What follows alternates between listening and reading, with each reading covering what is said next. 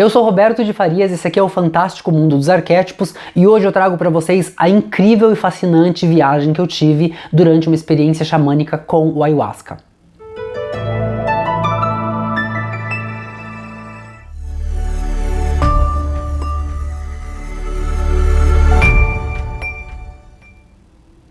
Bom, gente, no vídeo de hoje eu gostaria de trazer para vocês uma experiência que eu tive há 2 anos atrás, já faz um tempão, mas eu não poderia deixar de compartilhar com vocês o que isso trouxe na minha vida desde que eu tive essa experiência, falar um pouquinho para vocês sobre os preconceitos que eu tinha em relação às experiências xamânicas, principalmente essa do Ayahuasca, e falar para vocês qual é a visão que eu tenho do antes e do depois do Ayahuasca. Para começar o vídeo, eu gostaria de pedir para você, por favor, já curtir o vídeo, já se inscrever no canal, se você ainda não é inscrito, e vamos lá, vamos falar sobre essa experiência incrível que eu tive há 2 anos atrás. Primeiro, vamos falar sobre o preconceito.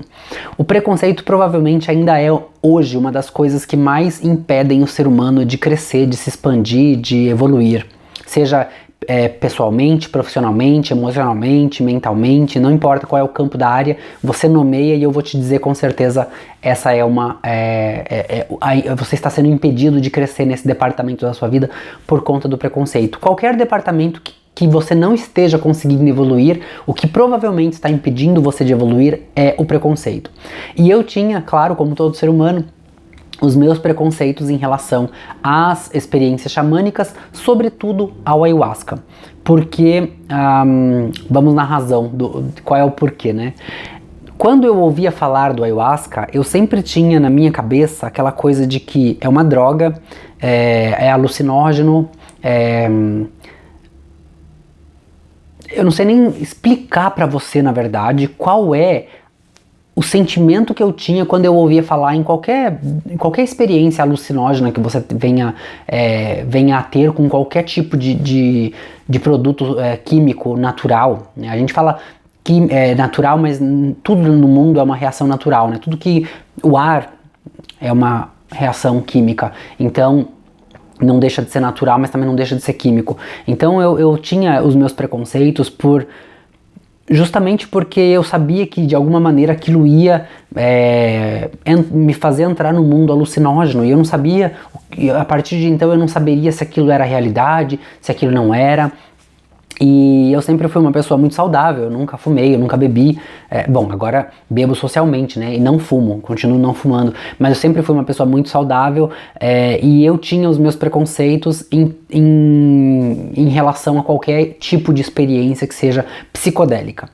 E em uma das minhas conversas com uma pessoa muito querida, essa pessoa, que também é uma psicóloga, ela me falou do uso do Ayahuasca, que ela já fazia uso do Ayahuasca há muito tempo, e me despertou interesse, porque aquela não era uma pessoa marginalizada, era uma pessoa que eu sei quem eu sei da vida dela, eu sei que é uma pessoa renomada, é uma pessoa super reconhecida pelo trabalho que faz, né, já são anos de experiência no trabalho que faz, é uma pessoa reconhecida na cidade em que ela atua como uma profissional qualificada na área de psicologia, e aquilo me despertou interesse justamente por conta disso, porque é diferente da maioria dos casos que a gente acompanha, onde a pessoa geralmente é marginalizada, né, vive numa minoria, vive numa sociedade onde quando a pessoa fala daquele tipo de pessoa, daquele estilo de vida, você já vem uma imagem marginalizada na sua cabeça. E essa pessoa não, era uma pessoa profissional, psicóloga, que trabalha, que tem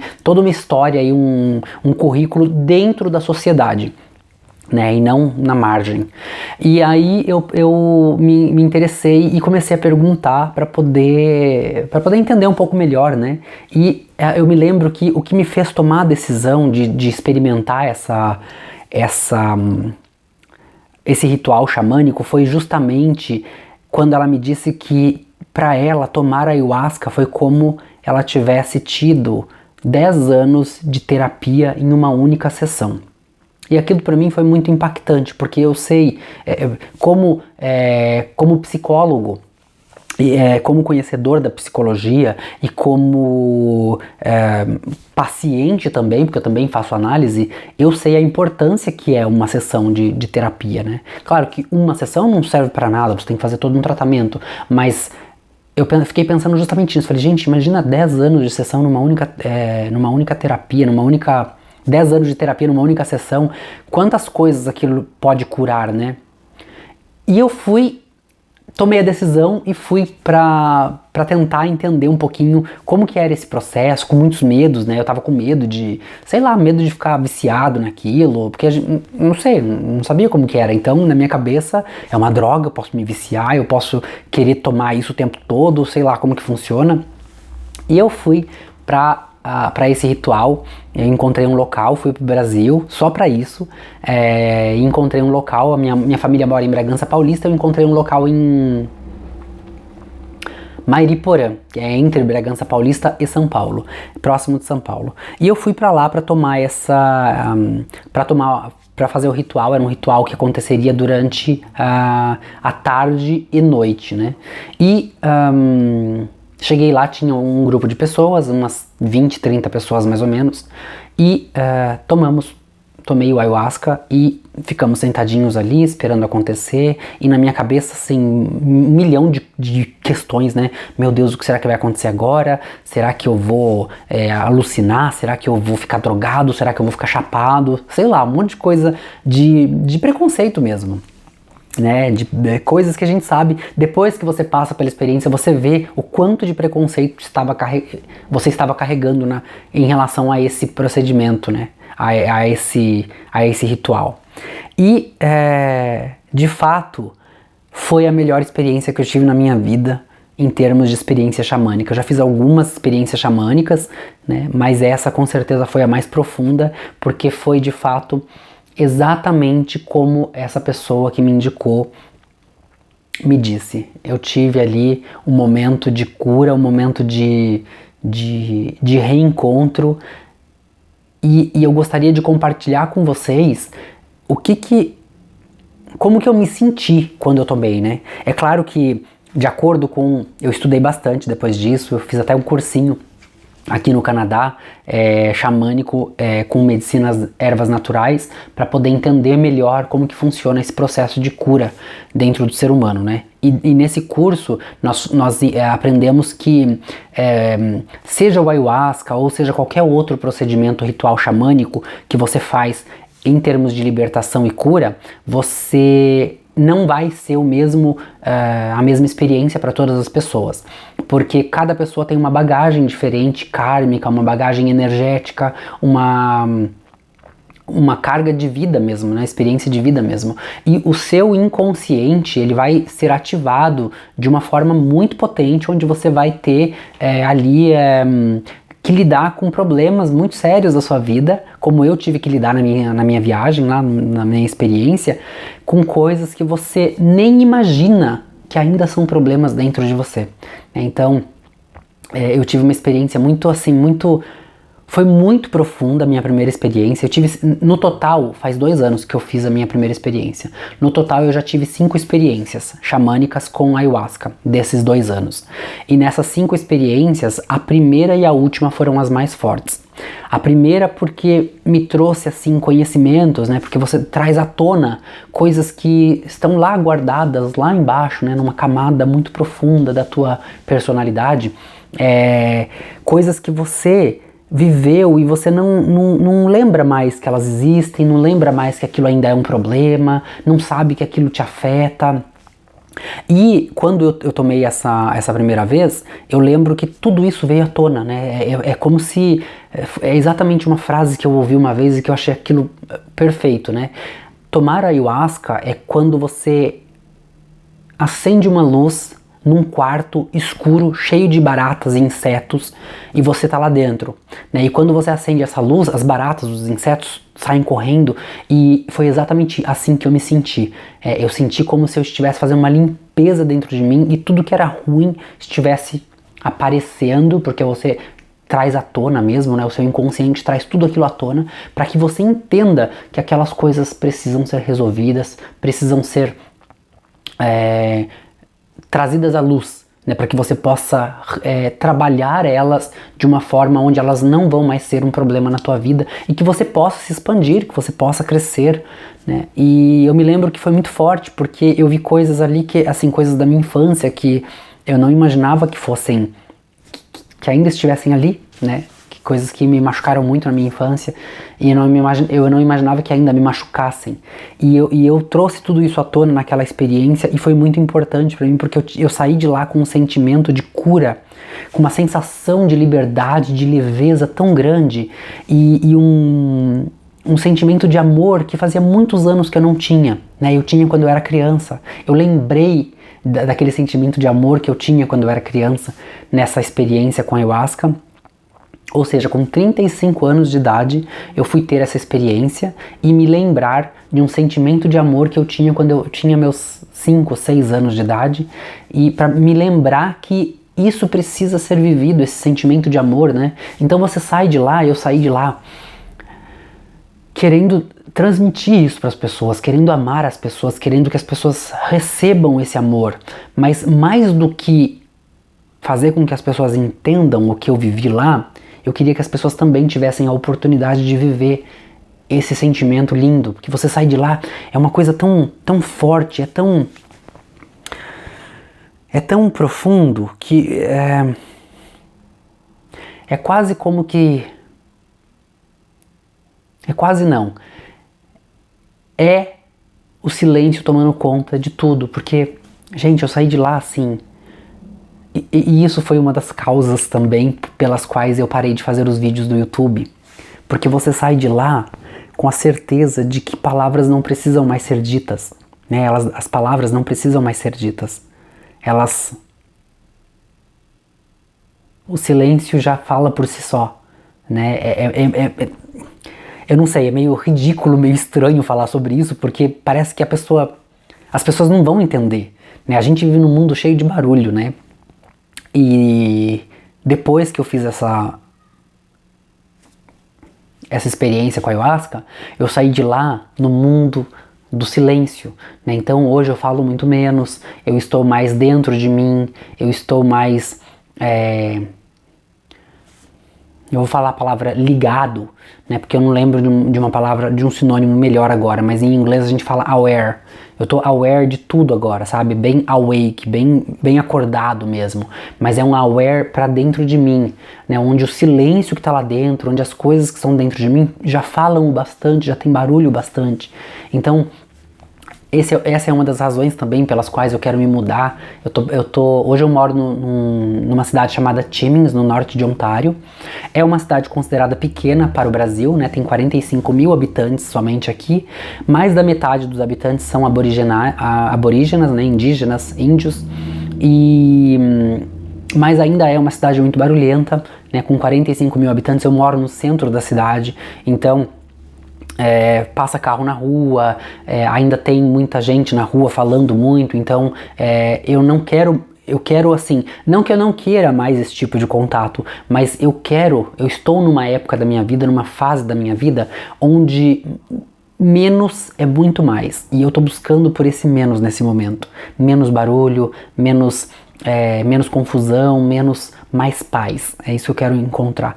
E eu lembro que quando eu saí de lá, desse ritual do ayahuasca, eu saí justamente com esse sentimento, com a vontade de levar amor para todo mundo, mas sem precisar falar nada, do jeito que eu estava sentindo ali naquele momento. E, gente, o sentimento que eu senti ali, eu consigo lembrar qual é essa sensação, que é o mais legal, né? Faz só 2 anos. Quando eu saí de lá, eu pedi para a pessoa que fez o ritual se ela podia me passar as músicas do ritual, né? Que toca uma música, fica tocando algumas músicas lá para que o teu inconsciente trabalhe de uma forma muito mais fácil. E ela me passou as músicas, e quando eu ouço as músicas hoje, né? É como se... é como não. Nós temos células, memória, né? A memória celular. E...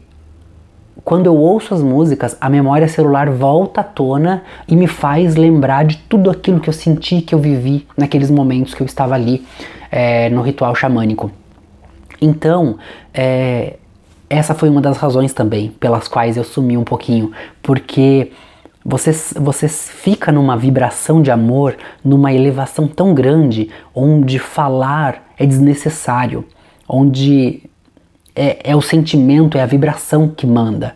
E eu queria compartilhar isso com vocês para poder, se tiver uma pessoa assistindo o nosso canal e essa pessoa tinha dúvida se ela deveria ou não tomar ayahuasca para se curar de alguma dor, para se curar de alguma doença, tome, porque com certeza vai curar suas feridas emocionais, ou pelo menos vai mostrar pra você que você tem algumas coisas a serem trabalhadas.